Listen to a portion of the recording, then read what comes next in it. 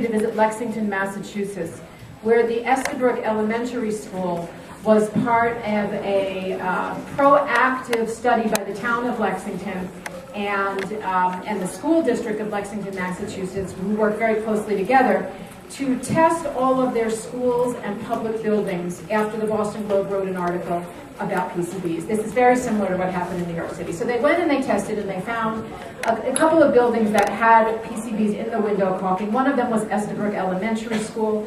I went out there and toured the school and had a long talk with the principal. Now, they had originally decided to try to remediate. Their PCBs had migrated from their window caulk into the soil surrounding around the perimeter of their elementary school. And so they engaged in a remediation process, cost $1.5 million, paid for by the town of Lexington. And the town council agreed to raise the money. So all these things that we're talking about here are not impossible. They have happened in other communities.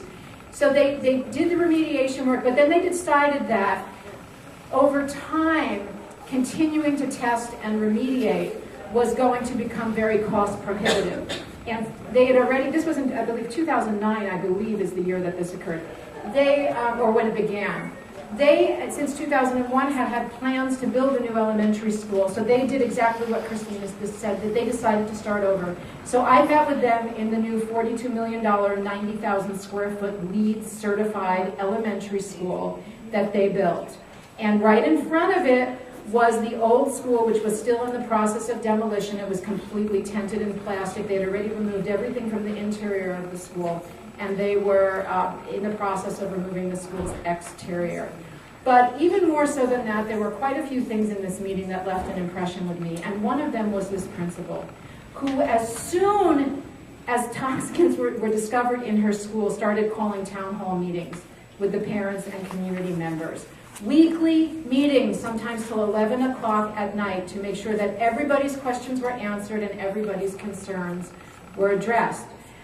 She talked with the community about the possibility of moving the kids out of the school. She was talking with other schools to see what classrooms they had, similar to what we've done with Cabrillo, which was not mentioned, I believe, in the Environ report. Is that correct? So that's an issue for any of you here who might have kids in Cabrillo. You might want to say a few words about that at some point. But the school community decided to stay together. So what she did was she went and she investigated on her own the health effects of PCBs on developing bodies, and she started moving the kids in the school around based on their body weight so that the youngest kids would have the least amount of exposure. And she condensed classes. Yeah, okay, so I came out of this thinking, I want her to be our principal. And that's all I'm going to say on that issue.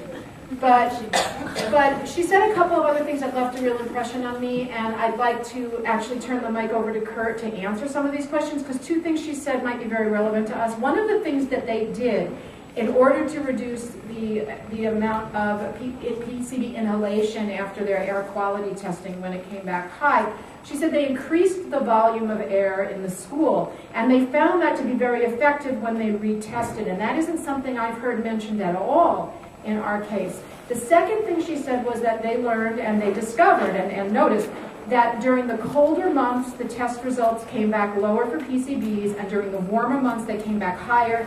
And she thought this was something we have to be paying attention to in Malibu, because we are mostly a warm climate, and right now, we are heading into the warmer months. And I want to ask you if you think this should be a concern and what you think about increasing air volume in the school. Yes, you're absolutely correct. Looking at the air, it's called the air exchange rate, the air turnover rate, definitely increasing the volume that goes through the HVAC system is a known method to decrease current exposures.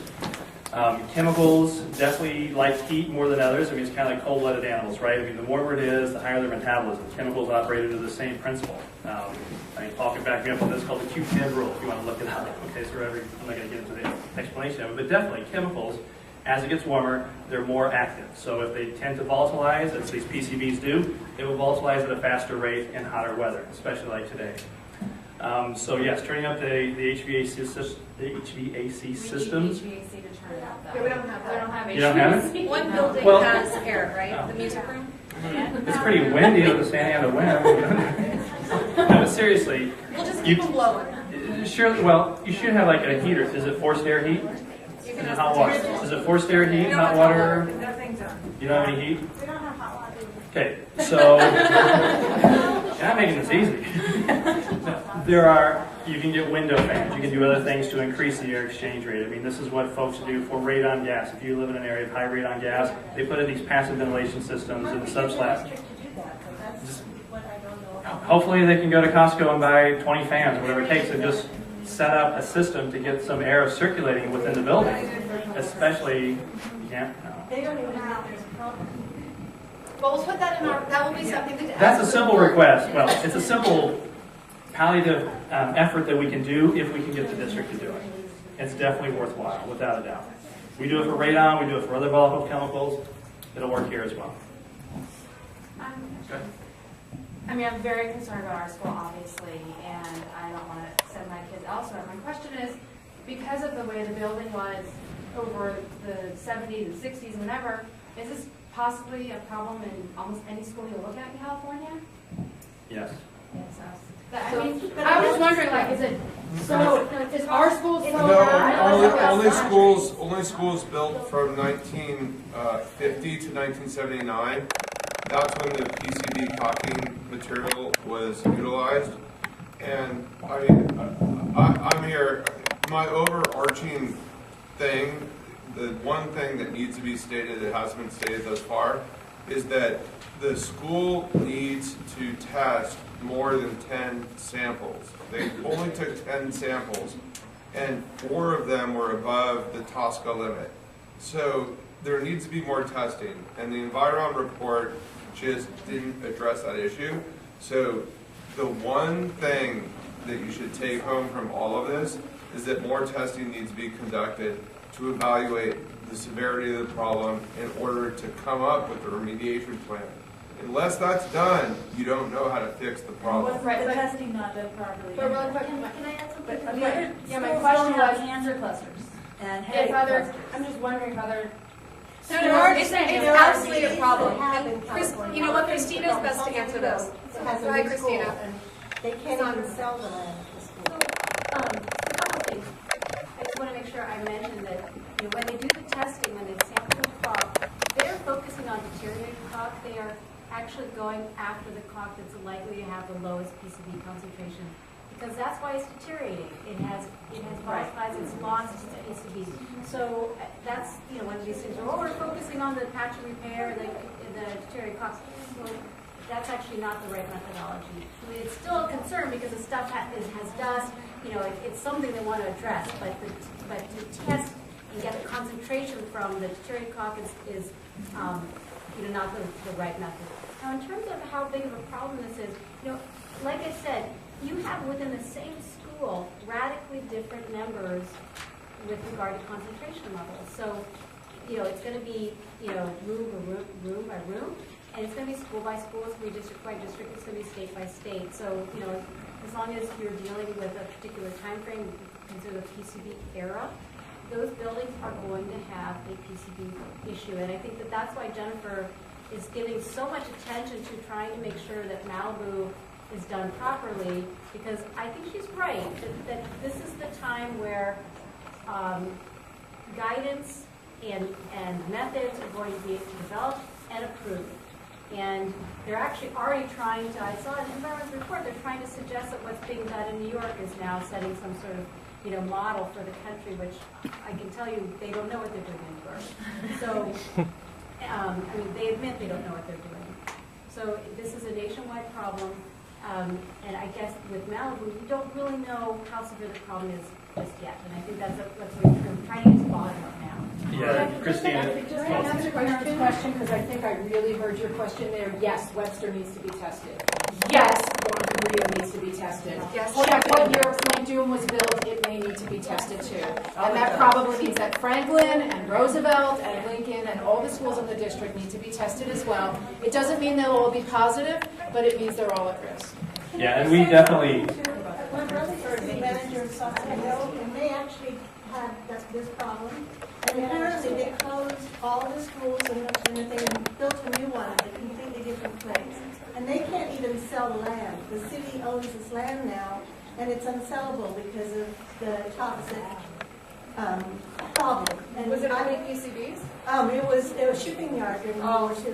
Yeah, it's a lot of stuff. So, but to go back to what Paul and Christina said, is they're absolutely right. I mean, one of the first things we noticed in our comments, and Paul's going to add his, I assume as well, but our biggest comment is, number one, age alone should be the determinant of whether or not you test the caulking. So I don't care if it's deteriorating or not deteriorating, you need to test it. And test every single piece of caulking, because as Christina pointed out, this window can have it, and that window may not. Maybe at one point this window was replaced, and it was replaced with non-PCB containing caulking. So it's quite simple to go out there and wipe every single window and test to make sure that which ones are impacted and which ones aren't. That's the step number one in this determining this issue. It seems to me very clear that Environ and everybody is really doing the best job they can at not doing it. It's really, so we really need to work hard. Yeah, our comments are going to be very comprehensive and very hard-hitting. I guess, as I said earlier, I mean, wholly inadequate is the best way to describe this report. It's very generic. I mean, at one point in there, they talk about doing the best management practice, and they're going to use a white glove test to make sure they remediate it. Well, I've never seen a scientific paper validating a white glove test. And until I do, I'm probably not going to subscribe to that as being a valid method to determine whether or not PCBs have been properly cleaned up off the surface. So, yeah, there's a lot of errors. There's a lot of, really, it's very generic. It's not specific. Why is this being paid for then? And why is this being done this way? Are they incompetent or is this corruption? I can't speak to that. I do not know. All I can tell you is I will give you comments that will, if listened to and applied, it will be much better and a very adequate, I would say, sampling plan to determine the sources of exposures out there. Lisa. I have a question about, well, Penny made the thing about saying, make the schools safe, and the EPA gets to state, like, what safe is. And in our process here, we've talked about the air sampling, and we've gone from different numbers where originally we wanted 4, and then it was 20, it was 100. My room tested close to 100, it got moved to 450. Like, is there any opinions on the air quality and, the EPA stating what is a health risk? Another very good point. In fact, in our comments, our draft so far, we start with the EPA letter. And we say, number one, why 50 ppm? Is that health-based? Show us that it's health-based. Show us that it's health-protected. Demonstrate also that this 50 ppm is protected with the air standard that you said is safe. Demonstrate that the air standard is safe as well. Demonstrate that 50 ppm is protected with the white threshold that you said as well. So we're starting at the basics because they've just thrown out 50 ppm, and you guys don't know if 50 ppm is health protective or not. They need to demonstrate that. And they refuse to test any more caulk so that it doesn't hit 50 parts per million. My room has the highest air, but they don't test the caulk because they know it might trigger it now. Well, they need to test the caulk. The data comes up weird because before we knew it was all driven by 3 cancers, and when the data came in, all 3 teachers that had cancer have the highest air, and nobody seems to care about that data. We care. Well, you guys, just one other thing to recognize is that the World Health Organization just recognized PCBs as causing cancer via multiple pathways, so it's a class 1 known human carcinogen, and the EPA hasn't caught up to that. So right now, it's a more serious issue, and the EPA is not following the World Health Organization. So it's a more serious issue, and the EPA's science hasn't evolved as much as IR for the World Health Organization's evaluation of what is a carcinogen and what's not. So I wouldn't really trust the EPA's numbers right now, and they're going to evolve as time goes on. We have to stay in the rooms. Yes, can I say something?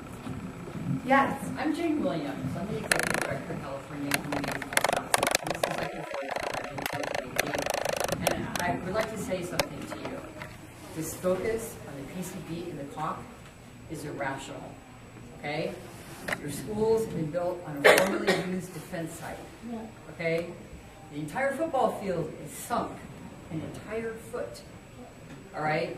you've got to deal with the cock issue. We have schools all across America that have cock in them, and we don't have 3 teachers with cancer and a dozen people with Hashimoto's disease. Or 10,000 gallons. So the woman from New York who was around here, I don't know where she went, but I mean, is she talking about cancer clusters in the New York classroom? We have PCBs and cough all over California, right? And we do not have 3 teachers with thyroid cancer in 7 months, and over a dozen people with Hashimoto's disease, okay? The cough is very important. The cough cannot be fixed. There is no way to fix the cough. Your focus on the cough is distracting you from the real problem. Do you have cancer clusters in New York teachers with thyroid cancer or Hashimoto's disease or something like that? You don't know. We do, because we have 3 teachers that in 7 months contracted thyroid cancer. Do you know what the odds of that are? Beyond 1 in a million. It's beyond 1 in a million. It is beyond 1 in a million. Okay, I'm imploring you. I am imploring you. Please get off this irrational focus on the PCBs in the top. The PCBs we found in the soil are 15 feet below ground surface. You do not take caulk PCBs and get them in the surface like that. Okay. Actually, We have got to get to the real issues here that are happening. The caulk's important. I'm not saying it's not. PCBs are carcinogenic. They're B1 with IR. They will come out. They will wander around. They will get into people, and they will get into kids. But that's not the only problem we have here. Okay. And I see. I try to watch. Jane, thank you so much for coming out here. That was such a I surprise. what's going on in Malibu, and I see this irrational focus on the cost. And Goldman have irrefutable proof. I know a lot of stuff, but I don't see any of it reflected. And guys, part of the reason right now that we're talking about PCBs is because this is the plan that's due in 1 week. But just so you know, the plan for the DTSC for soil is coming out. It should be out in May, which should be a comprehensive, well, hopefully it'll be a comprehensive plan for soil, but there will be a soil. And one of the doctors, earlier had said is that this isn't just about PCBs, and this is about all of the toxicants that are found on campus. We need to find them all and figure out and bring our school to a health-based standard. Right, and it's everything. That's the preliminary endangerment assessment that's coming out. That's why I don't understand why you guys are not focused on steering that. That's the PEA phase 2 that you guys are going to get. Well, as part of our, Jan, it's a very good point. It's an excellent point. In fact, as part of our comments, I was telling a couple of people independently and privately earlier that normally when the EPA or the DTSC approach a site like this, let's say this was Dow or DuPont or a cement facility or something like that, the EPA has a series of steps and a series of guidelines and regulations that are supposed to be followed to investigate a site. And generally you start with what's called a conceptual site model. Okay, what's the history of the site? What are the activities that used to occur there? What are the manufacturing processes that occur there? What are the chemicals that were used? All those kind of things. So you understand what could possibly be there and where it may be located on the site. With that information, then you develop a comprehensive sampling plan that looks at the potentially impacted media in those locations where we know things used to exist. And where we don't know where things used to exist, we sample it anyway as well. And so that's part of our focus on this review of the sampling plan as well, is to say, look, you guys have never done a conceptual site model here. It's been happening. You sample over here and say, okay, well, we're going to do something about this. We're not going to look over here. You need to look everywhere to make sure we understand all the different sources of the different contaminants at the site, and then figure out what's there, what are the potential impacts to human health, and then let's figure out how we remediate it, mitigate it, or control it. Excuse me, but I'm sorry. Environ was sent historical land use information. I did not see it in the environment report. Where is it? Very true, it's not. Okay, that has to be in there. Hope, Suzanne Gouldeman, myself, we have irrefutable proof. There was bomb testing, military use of the site.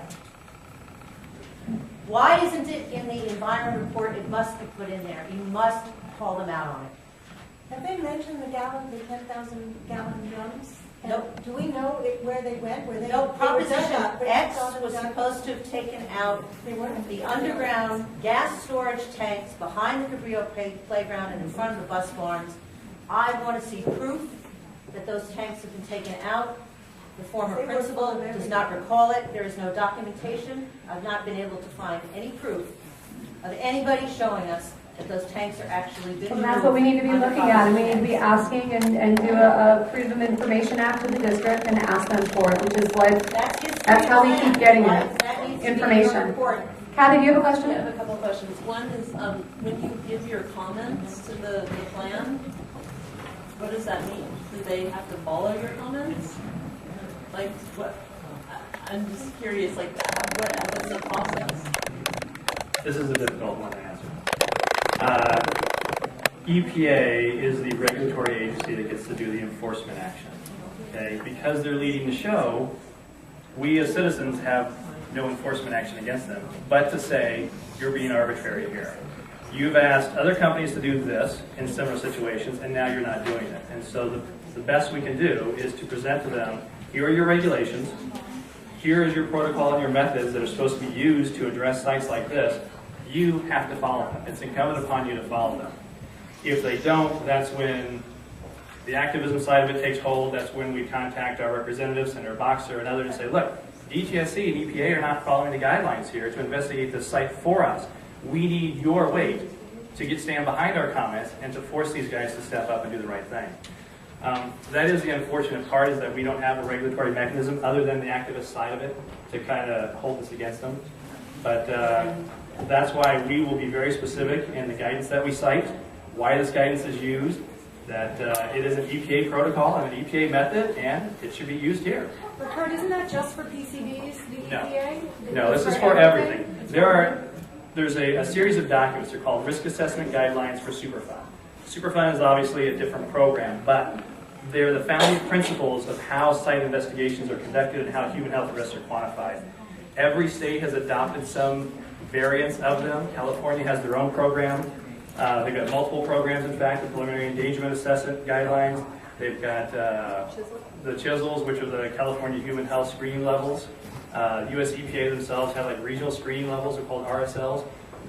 These are the founding principles. They're like the Bible of environmental assessment on how you do things. And like I said, when EPA goes to a company and they say, well, you want to redevelop this site, you have to follow these documents. And you'll do it in the prescribed manner, or we're going to provide comments, and we're going to fine you, or we're going to issue injunctive orders against you, or whatever powers they have to force them to do it. So the EPA and not the DTSC is going to have the final say on what's done with this toxic cocktail in our soil? Not necessarily. EPA has jurisdiction over the 50 ppm issue because it's a TSCA, it's a federal program. So EPA technically will have final say there. EPA also deals with a risk range of 1 in a million to 1 in 10,000, if you guys have probably heard. DTSC loves the 1 in a million end, especially for residential / school sites such as this. So DTSC should be stepping up at that issue and telling EPA we want 1 in a million at this site, or better. That fully addresses what you're asking, but it's kind of we're in kind of some gray area between regulatory guidelines on these. My second question is, where does Jerry Block stand on this whole thing? Because it seems like from what Hope said, like that's really important that the principal stands behind the students and the I think I can't answer that. Obviously, the teachers. I don't even know if the teachers can answer that. Jerry's. Yeah. being harassed. You know what? That's a really good question to pose, to Jerry. But at this point, there's a lot of fear going on. There's a lot of worry. There's a lot of protection. There's been a lot of money spent on lawyers and consultants, and not a lot on testing. We all know that. I mean, Why? Well, How much? wouldn't that be? That's a great question to ask for on next week on Thursday. That would be a great question to ask the district. I can't answer that.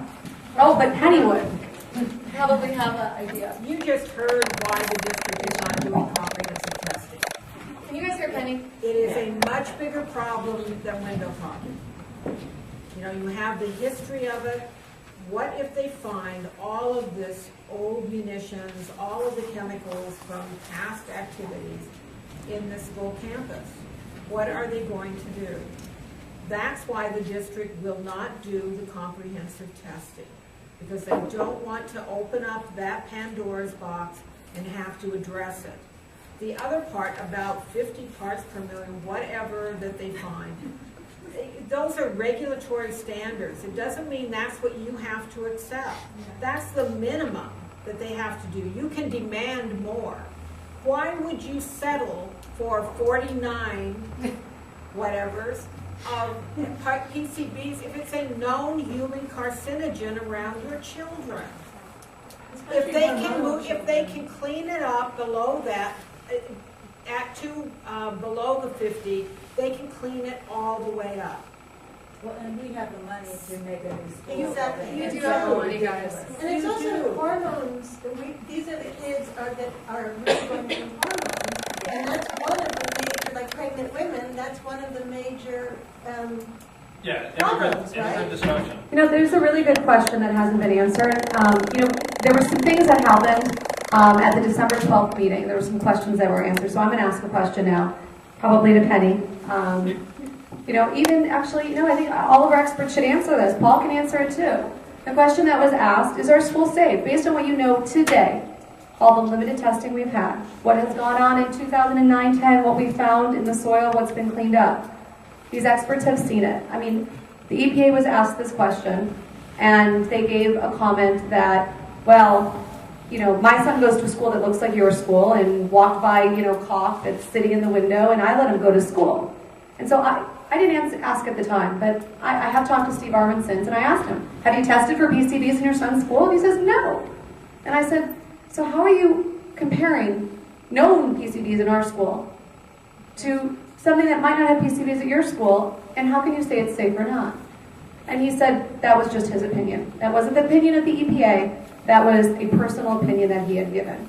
So I would like to pose that to our experts, because I've heard their answers, and I think it's very important that everybody else does. Who would like to take that first? I think Penny should. You want to do it, Penny? Yeah, if it were my children, knowing the information that I've seen on both the PCBs but also the other testing, my children would not be going to those schools. I would be organizing the parents and the teachers to have a walkout.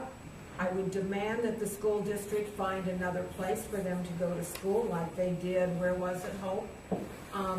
You know, I would make sure that my child is safe, because once you expose them to this stuff and they continue to be exposed, you are changing the molecular structure of their cells.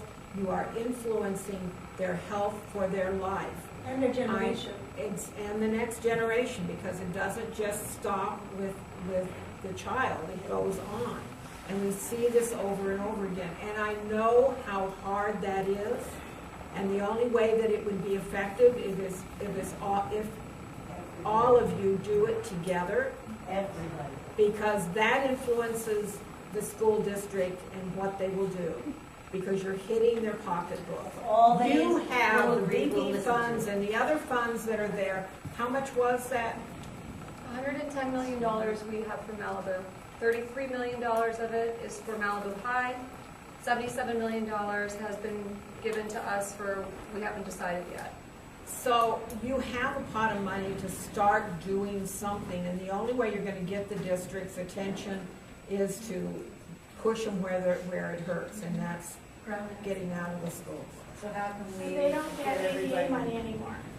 I realize that. They need But- students to be But at school. exactly, they cannot operate if they don't have a product, and their Or product is those kids. We talked about And the that. pressure of the press coming down, that you are serious about this, that you take these kids' health impacts seriously, would send a big message. And it'd be extremely embarrassing for the school district. That's what works with them. That's my opinion. Position there. Penny, can I ask you a question? Okay, so if that's not realistic, because it's hard to do a walkout, what can we do right now? I feel like we asked for room 2 not to be occupied because of the trenching, and they never tested soil, and they trenched inside the classroom, and there was no professional cleaning after. We're only feet away, there's 8 toxicants found. Now, in that classroom, it's dusty and it's dirty, and I don't think the kids should be in there. And I asked you know, oh, why are the kids in there? And I got a letter back saying you should not assume that it has toxins in that soil.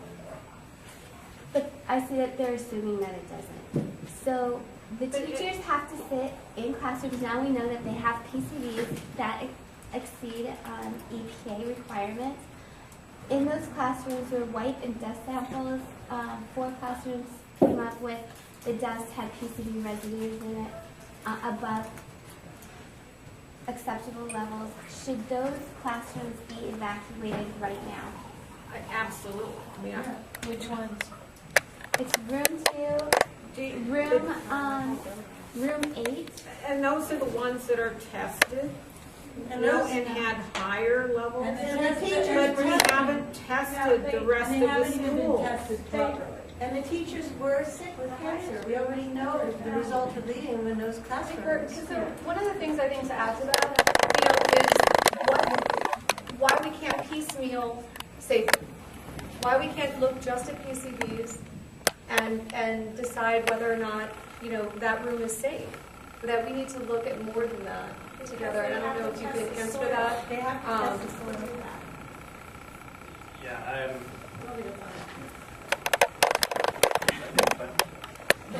was that Freudian here? There we go. That was accidentally on purpose.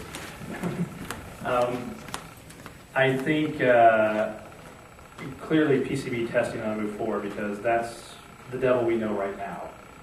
There may be other devils out there that we haven't learned about yet, and they certainly need to address those with alacrity as well. I mean, I agree with what everyone has said so far tonight, is that understanding the issue is paramount right now. We need to have every room tested. We need to make sure that all the caulking is tested, all the air is tested, and we need to get to the point where we can test all the soil as well. Because again, I think Dr. Bratbaum talked about this, or Bratbar, I'm not going to get his name right. I believe he touched upon this earlier. He was talking about cumulative exposure. He was talking specifically about cumulative exposure of PCBs, how they bioaccumulate up the food chain, right? We're high up the food chain. We tend to have more PCBs in our bodies than, say, a shrew would or a rabbit or something like that, given the same types of exposure, because they accumulate up the food chain. Unfortunately for us, we're at the top, so we get the bulk of it. But it's a joke. But you also look at cumulative exposures to all the other chemicals out there as well. So is there arsenic out there? Are there pesticides out there? Are there other rodenticides, as you had mentioned earlier? Are there other lead out there as well? Lead is a very unique beast as well. It is a known, well, it's a suspected human carcinogen as well, but the neurologic effects tend to occur at lower doses than the cancer-causing effects of it, especially in young children, because it acts like calcium. Young children's bodies scavenge lead out of dirt and all the other sources that they get. So it acts like calcium. Your body thinks it's calcium, especially in young children. It gets internalized much quicker. And it causes significant neurological impairment, as we all know. What about testing water? Water's always a good one, too. You're on a municipal water supply there, though, I would assume. Is that right? We're not sure. We're not sure? Seriously, we're not sure. There's an aquifer drinking water supply problem. Okay, well, if you're not on municipal water, the Municipal Water Authority, by law, has to provide you with safe water, safe quote-unquote. There are maximum contaminant levels, MCLs, that they have to be at or below for most contaminants in the water, including lead, which the value is 15 parts per billion in water. So they have to meet that. So if you're on a municipal drinking water source, there shouldn't be an issue there. But certainly, again, if you guys have a concern, it would be worth investigating. Water samples are very cheap to do and easy to collect. I can tell you that, unfortunately, water fixtures generally add lead to water as well, especially like drinking water fountains that are older. They use lead solder. They can add lead into there, especially the first flush, first draw in the morning. So there's protocols. In fact, the Los Angeles Unified School District right now, I believe it's Los Angeles, is looking at lead issues right now because of their drinking water fountains. And I know that the DTSC spoke to me about that they're hoping that they can do some deeper samples, soil samples, so they can look at groundwater.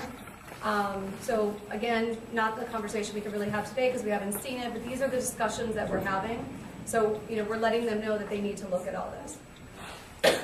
And certainly for children, when you look at dirt, you're primarily concerned about the upper 6 inches or so because it's as far as they dig, things like that. Residential exposures, such as schools, we generally look at 10 feet just because in California, if you put in a pool, it generally goes down 10 feet. They get the soil redistributed out to your property and everything else. So we look at a depth of 10 feet for residential sites. There are other chemicals in the soil, though, that can volatilize through the soil from groundwater even up into the air, VOCs, volatile organic compounds. PCBs usually are not volatile enough to do that if they're in groundwater or if they're deep in the soil. But certainly there are other chemicals. If this was an old munitions site, or there's other VOCs in the soil, that could definitely be a concern as well, too. So again, that's why this conceptual site model that I spoke about earlier, this is why you start with that.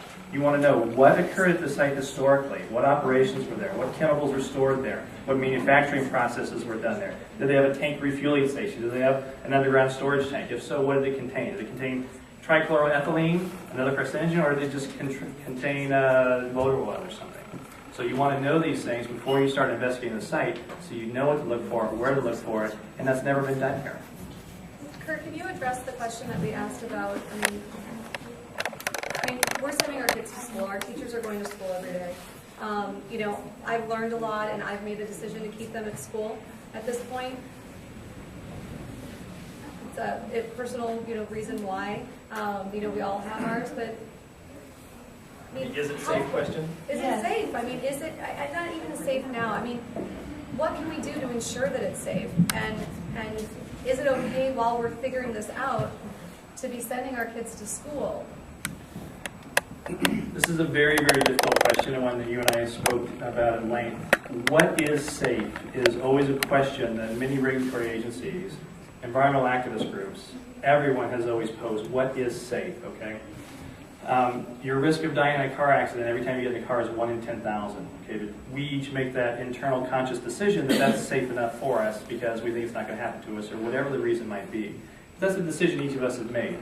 When it comes to chemical exposures, that's not a voluntary risk that you've expected or that you've taken upon yourself, like getting in a car or getting in a car or eating you know, the sushi that has tetrodotoxin in it. That causes that high that you get, okay? You know, like 1 in 100 people die after eating that stuff. It's a risk anyway. What? We'll talk about that later. There's a type of sushi. But what I'm getting at is, what is safe is a personal choice. I don't know. No. What is safe is a personal choice. EPA and DTSC are mandated by law and by regulation over what they deem as safe and what we as a society as a whole has deemed as safe. And so for EPA, that is the 1 in 1,000 to 1 in a million risk range. They have determined by law, Congress has told them, this is your mandate, this is safe for you in your regulatory enforcement actions. DTSC goes closer to 1 in a million in most of their enforcement actions, which is good, right? The safer, the better. When you ask, is the school safe, we don't have a whole lot of information right now. There's really a paucity of information there. We need to learn a lot more about your school. But based upon what you know now, unfortunately, I'm going to have to punt and say that's a question or an answer that each of you has to ask yourself. Is it safe enough for me? Is it safe enough for my child? Am I willing to take this risk, knowing what little I do know now? If it's not, then you need to make alternative choices, homeschool, whatever it might be. Jennifer is obviously, we've talked about this, she's made the decision that she's going to keep her kids there and continue to fight to do this. I've talked with some others earlier too about dose makes the poison, right? I mean, some chemicals are beneficial at a certain dose range, you get beyond it and they're harmful. Acetaminophen is a good example, Tylenol, right? Okay, it's good in certain doses, but you take it too much and it's harmful. A couple of years ago, a lady in Sacramento died from water intoxication. That radio game show she was in, it was how much water can you drink and not go to the bathroom? She literally died from water intoxication. Okay, water is a toxicant. Water is a chemical. Water can kill you if taken in excess. You stop drinking when I said that. Don't want to scare you. You still need a lot. It takes a lot to get there. But that's the point. Dose makes the poison. That's our mantra in this industry.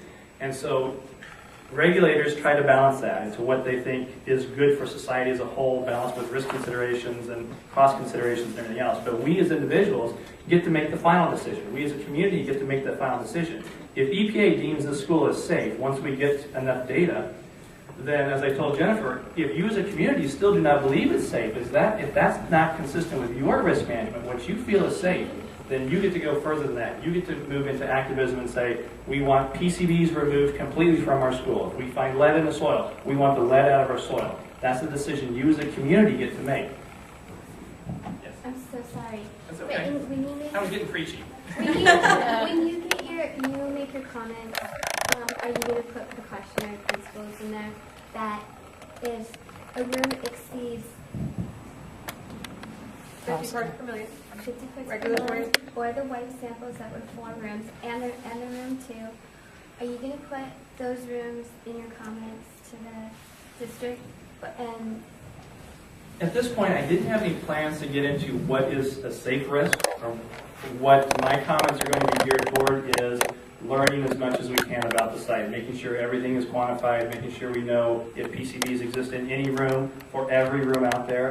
As I mentioned, the history of the site, right, to make sure that they do an adequate soil sampling approach. In other words, we want to know what's there first. That's your first step in this process, is find out what's there. But what if And it takes like 2-3 it years shouldn't. to know? I mean, Like, unless- how long do you think it'll It's take? been almost 7 months and we can't even get them It's to almost test the 8 soil. months now. And that's They unfortunate. haven't tested anything. It doesn't take a long time to at least, how many acres is your site? How big is the school property, do you know? 12 acres, 10 acres? I think the whole property is about 50 plus acres, 50 but the plus school acres. doesn't, We the don't use all of it. school sits, Lou, do you know what the school sits on? Well, There's gotta be, I you think know, I would somewhere guess between, about like, 10 7 and to, 10 I would acres. guess about 10 to 15 acres. well, it doesn't take years to investigate a site of that size. It takes months.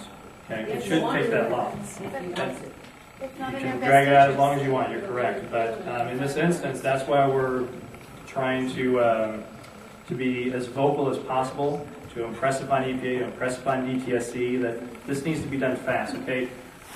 Our kids are being exposed on a daily basis. There's no reason why we cannot learn what they're being exposed to with all deliberate speed. That's It's been not, true since October, and they haven't. You're going to need to be far. Listen, I've got 25 years of dealing with these people. You cannot be nice. Yeah. You have to come down on them with tremendous, profound legal and ethical consequences. Yes, so we need activism. Period. Yeah, and how long You do will you not want get to in your activism comments? from this community or even from an entire group of teachers. Profound legal consequences. That is all they will respond to. Correct, Lou? First, yeah. There are no plans to test Cabrillo, correct?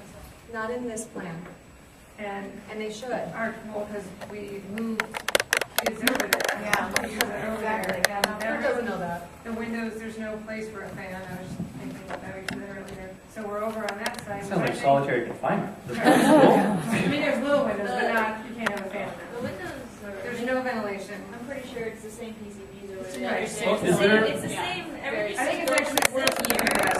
Is there like a room or a window air conditioning or something? You can turn into fan mode or something? Really? No. Man, you guys have too good of a climate. I've never seen this. But I mean, I'm just saying, like, I'm hearing all these comments about activism, and I want to be active. Our staff isn't united. The walkout's never going to happen at my school because it's high school versus middle school.